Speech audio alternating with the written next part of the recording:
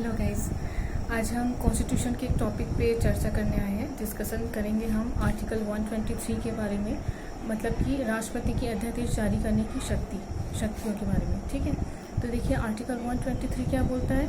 Power of president to promulgate ordinances during the recess of parliament. ठीक है, संसद के विश्रांति काल के दौरान में राष्ट्रपति द्वारा अध्यादेश प्रख्यापित करने की शक्तियाँ। ठीक, तो देखिए इसमें हमको क्या पढ़ना है। देखिए इसमें 3 सब क्लॉज हैं। इनमें से पहला सब क्लॉज किस बारे में बताता है, आर्टिकल 123 का सब क्लॉज 1 इस शर्त के बारे में बताता है कि कब अध्यादेश जारी किया जा सकता है राष्ट्रपति के द्वारा। ठीक, अब इसका सब क्लॉज 2 किस बारे में बताता है कि अध्यादेश का प्रभाव क्या होगा और अध्यादेश कब तक जारी रह सकता है। ठीक है, नेक्स्ट जो सब क्लॉज 3 है वो बता रहा है अध्यादेश जारी करने के लिए क्या सीमाएं हैं, लिमिटेशन है। ठीक, तो देखिए लिमिटेशन के बारे में हम क्यों पढ़ रहे हैं, क्योंकि देखिए आप देख रहे हैं कि एग्जीक्यूटिव बॉडी जो है वो पार्लियामेंट का काम कर रही है, लॉ मेकिंग का काम कर रही है। ठीक, तो हम जो बात करते हैं सेपरेशन ऑफ पावर की, शक्तियों के पृथक्करण की हम जो बात करते हैं, मतलब एक अंग जो है अपने कार्य क्षेत्र में ही सीमित रहेगा, दूसरे के कार्य क्षेत्र में हस्तक्षेप नहीं करेगा, दूसरे के क्षेत्राधिकार में, तो ये इसका अपवाद है एक तरीके से। ठीक है, देखिए सरकार के जो तीनों अंग होते हैं, एग्जीक्यूटिव बॉडी, लेजिस्लेटिव बॉडी और जुडिशरी, ठीक है, कार्यपालिका, विधायिका और न्यायपालिका, ये तीनों अंग तो आपको पढ़ना ही है। ठीक, जो आर्टिकल 123 है ये आता है पार्ट 5 में। संविधान के कुल 22 भागों में से जो 5वां भाग है वो है दी यूनियन के बारे में, संघ के बारे में। ठीक है, तो संघ में आपको इस बारे में भी पढ़ना है, और जब राज्य के बारे में आप पढ़ेंगे तो उसमें भी आर्टिकल 213 में आपको राज्यपाल की अध्यादेश जारी करने की शक्ति मिलती है वहाँ पे। ठीक है, तो देखिए हमको ये देखना है कि अध्यादेश कैसे जारी किया जाता है, इसका प्रभाव क्या होता है। ठीक, तो देखिए आते हैं हम टॉपिक में।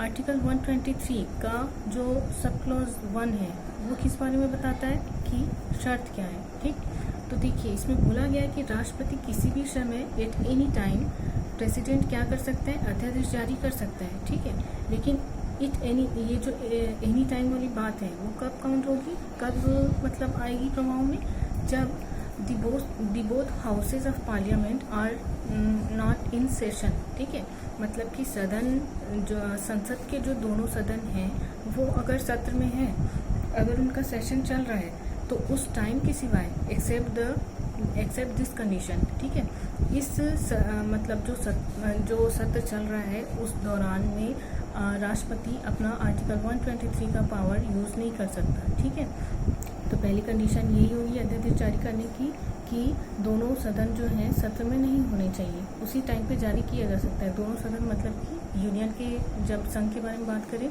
तो राज्यसभा और लोकसभा। ठीक है, सेकंड कंडीशन क्या बोल रही है कि व्हेन प्रेसिडेंट इज सेटिस्फाइड।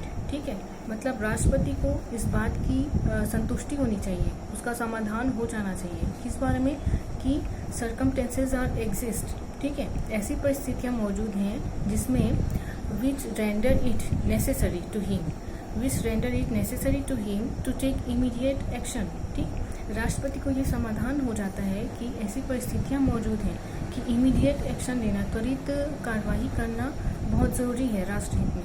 तो ऐसी कंडीशन में वो आर्टिकल 123 के पावर को यूज़ कर सकता है। ठीक, अब इसमें ध्यान देने की बात ये है कि जब हम बात कर रहे हैं प्रेसिडेंट के सेटिस्फैक्शन के बारे में, तो वो सेटिस्फैक्शन या समाधान या संतुष्टि हम किस चीज़ को बोल रहे हैं। ठीक, तो इसका मतलब ये है कि आर्टिकल 74 की जब आप बात करते हैं तो उसमें क्या दिया हुआ है कि राष्ट्रपति की सलाह के लिए एक मंत्रिपरिषद होगी। ठीक है, तो मंत्रिपरिषद जो है कैसे बनती है, आर्टिकल 75 बोलता है इसको कि मंत्रिपरिषद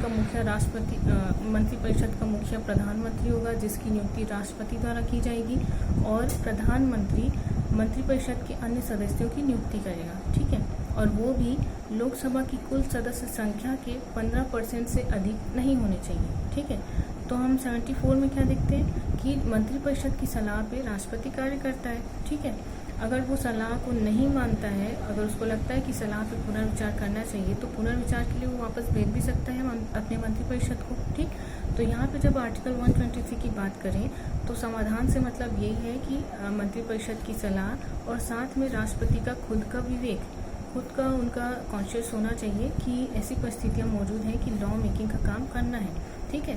अब लॉ मेकिंग का काम करना है मतलब कि क्यों करना है, क्योंकि वो विश्रांति काल में चल रहा है अभी दोनों सदन, ठीक। अब देखिए विश्रांति काल जो है, recess during the recess of parliament, इसको भी समझने की कोशिश हम करते हैं हम। तो देखिए इसका मतलब ये है कि सदन एक वर्ष में सदन के जो मतलब सत्र चल रहे हैं, ठीक है। तो पहले सत्र की समाप्ति की तारीख और दूसरे सत्र की प्रारंभ की तारीख के बीच का जो टाइम गैप है, जो ड्यूरेशन है, ठीक है, उस टाइम को हम बोलते हैं कि सदन अभी विश्रांति काल में या अवकाश काल में चल रही है, ठीक है। वो इसलिए बोला जाता है क्योंकि सदन अभी जीवित है, ठीक। सदन अभी जीवित है, भंग नहीं हुई है। देखिए राज्यसभा तो कभी भंग ही नहीं होती, वो स्थायी सदन है, ठीक। लेकिन जब हम लोकसभा के बारे में बात करें तो वो तो डिसॉल्यूट होती है, भंग होती है वो, ठीक है। तो ऐसी कंडीशन में जब लोकसभा भंग है तो उसको हम विश्रांति काल नहीं मानेंगे, ठीक है। तो इस टाइम पे अध्यादेश जारी नहीं किया जा सकता है, ठीक। तो अध्यादेश किन परिस्थितियों में जारी किया जा सकता है, जबकि संसद के दोनों सदन या दोनों में से कोई एक सदन, या तो राज्यसभा या तो लोकसभा, वो विश्रांति काल में है, तो उस कंडीशन में प्रेसिडेंट अपने इस पावर को यूज कर सकता है, ठीक है। अब जो सब क्लॉज 2 है वो क्या बोल रहा है, प्रभाव क्या होता है इसका, ठीक। तो क्या बोला जा रहा है कि राष्ट्रपति द्वारा जारी किए गए किसी भी अध्यादेश का वही बल होगा, वही प्रभाव होगा जो कि संसद द्वारा संविधान के उपबंधों के अधीन पारित किए गए किसी अधिनियम का होता है, ठीक। तो अगर आपको क्वेश्चन पूछा जाए ऑब्जेक्टिव टाइप, कोई क्वेश्चन आपसे आता है पूछने, तो उसमें देखिए अगर ये कहा जाता है कि कौन सा अनुच्छेद है जो अध्यादेश को एक अधिनियम की भांति बल प्रदान करता है, ठीक। तो इसमें आपको आर्टिकल 123 चूज करना है अगर ऑप्शन में है तो। वैसे तो आर्टिकल 13 जो है, जो जिसमें विधि की डेफिनेशन दी गई है, उसमें भी अध्यादेश को एक्ट के जैसा ही बल प्रदान है वहाँ पे भी, ठीक। लेकिन अगर आपको आर्टिकल इस पार्ट से अगर आर्टिकल दिए गए हैं आपको आंसर में, तो देखिए आर्टिकल 123 का सब क्लॉज 2 है जो ये बोलता है कि अधिनियम के जैसा ही प्रभाव होगा अध्यादेश का, ठीक। इसके साथ और क्या बोल रहा है सब क्लॉज 2 कि देखिए सदन जो है सत्र में नहीं था, है ना।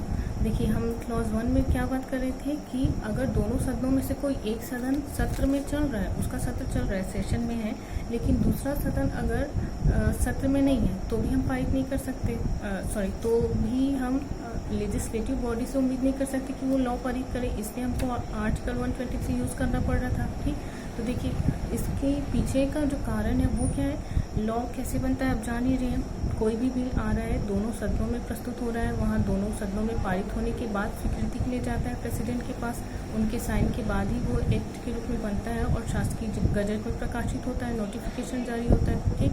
तो देखिए अगर कोई भी सत्र कोई भी सदन अगर सत्र में नहीं है तो उस कंडीशन में एक ही सदन अगर चल रहा है तो उससे भी हम उम्मीद नहीं कर सकते लॉ मेकिंग का काम वो एज इट इज़ करे पहले जैसा, ठीक। इस कारण से सब क्लॉज 2 इस बारे में बोल रहा है कि जब दोनों सदन आ जाते हैं, सत्र में आ जाते हैं, तो 6 सप्ताह के अंदर विदिन 6 वीक्स उनको कि अध्यादेश को रखना पड़ता है एक बिल के रूप में दोनों हाउसेज में, ठीक है। दोनों हाउसेज में अगर वो पारित हो जाता है तो फिर वो एक अधिनियम की भांति, दूसरे अधिनियम की भांति वो जारी रहेगा, हमेशा जीवित रहेगा, ठीक। लेकिन ये जो 6 सप्ताह वाली कंडीशन है, ठीक, वो काउंट कब से की जाएगी, ठीक है। तो देखिए दोनों सदन जब सत्र में आ रहे हैं तब से काउंट की जाएगी ये जो 6 वीक्स है, ठीक। लेकिन हो सकता है कंडीशन ऐसी आ जाए कि एक सदन जो है, मान लीजिए आज की डेट में 20 अप्रैल को सदन प्रारंभ हो रहा है राज्यसभा का, और मान लीजिए कि लोकसभा जो है 30 अप्रैल को प्रारंभ हो रही है। फॉर एग्जांपल हम देखते हैं 30 अप्रैल को लोकसभा का सत्र प्रारंभ हो रहा है, ठीक। तो ऐसा अगर अलग अलग डेट में सत्र प्रारंभ हो रहे हैं दोनों सदनों के, तो हम उस डेट से, उस तारीख से 6 सप्ताह की काउंटिंग करेंगे, जबकि बाद वाला सदन जो है अस्तित्व में आया फिर से, ठीक।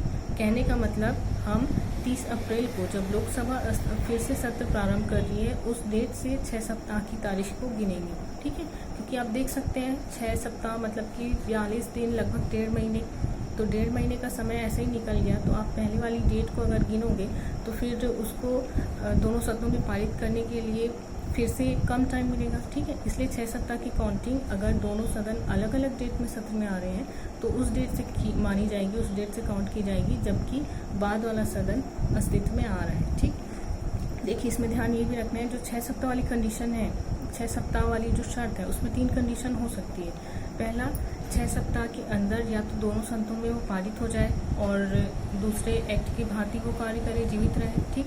या तो 6 सप्ताह के भीतर दोनों सदन उसको रिजेक्ट कर दे कि ऐसा जो अध्यादेश जारी किया गया है अब उसकी कोई मतलब ऐसी परिस्थिति मौजूद नहीं है, उसकी ज़रूरत ही नहीं है, या इससे बेहतर कानून बनाने की ज़रूरत है तो अब इसको रिजेक्ट कर देना चाहिए। या तीसरी कंडीशन क्या हो सकती है, जो सब क्लॉज 2 में बोलता है कि प्रेसिडेंट जो है, चूँकि हम सब क्लॉज 1 में क्या देखे थे कि ऐसी परिस्थितियाँ मौजूद हैं, इसके बारे में उसको सेटिस्फैक्शन भी होना चाहिए। हो सकता है कि ये जो पटल पे रखा गया था संसद में उसमें मतलब कोई एक्शन लिया जाए सदन के द्वारा, उसके पहले ही राष्ट्रपति खुद अपने पावर का यूज़ करते हुए उस अध्यादेश को रिजेक्ट कर दे, रद्द कर दे कि अब तो उसकी ज़रूरत ही नहीं है, ठीक है। तो ऐसी भी कंडीशन हो सकती है। तो हमने देखा कि अध्यादेश जो है उसका प्रभाव क्या होगा और वह कब तक जारी रह सकते हैं, ठीक है। जो लास्ट वाला है सब क्लॉज 1 है, वो किस बारे में बता रहा है, लिमिटेशन का मतलब ये हुआ कि चूँकि हम पार्लियामेंट के लॉ मेकिंग के काम को डेलीगेट मतलब क्या कर रहे हैं, एक तरीके से कॉन्स्टिट्यूशन जो है एम्पावर कर रहा है प्रेसिडेंट को कि वो पार्लियामेंट की भांति कानून बना सकता है, ठीक। तो ऐसी कंडीशन में चूँकि पार्लियामेंट भी संविधान के उपबंधों के अधीन रहते हुए कार्य करता है, ठीक है, इसलिए सब क्लॉज 3 में स्पष्टतः लिख दिया गया है कि प्रेसिडेंट के द्वारा जारी किए गए अध्यादेश के द्वारा मतलब केवल वे ही कानून बनाए जा सकते हैं जो कि संविधान के उपबंधों के अधीन रहते हुए संसद द्वारा पारित किया जा सकता है, ठीक है। अगर संसद जिस विषय पे, जिस क्षेत्र में कानून नहीं बना सकती है संविधान के उपबंधों के अधीन रहते हुए, अगर वैसी चीज़ में कानून बना दिया जाता है, राष्ट्रपति के द्वारा अध्यादेश जारी कर दिया जाता है, तो वो चीज़ जो है वॉइड होगी, शून्य होगी, ठीक है। तो हमने क्या देखा, अध्यादेश जारी करने की जो शक्ति है राष्ट्रपति की, ये राष्ट्र हित में उपयोग की जानी चाहिए और ये एक अल्प अवधि का कानून है, शॉर्ट टर्म के लिए। अगर ये जो 6 सप्ताह वाली कंडीशन हमने सब क्लॉज 2 में देखी थी उसके तहत वो पारित नहीं हो पाता है तो वो अपने आप जो है मृतप्राय हो जाएगा, उसका फिर कोई प्रभाव नहीं रहेगा, ठीक है। Thank you.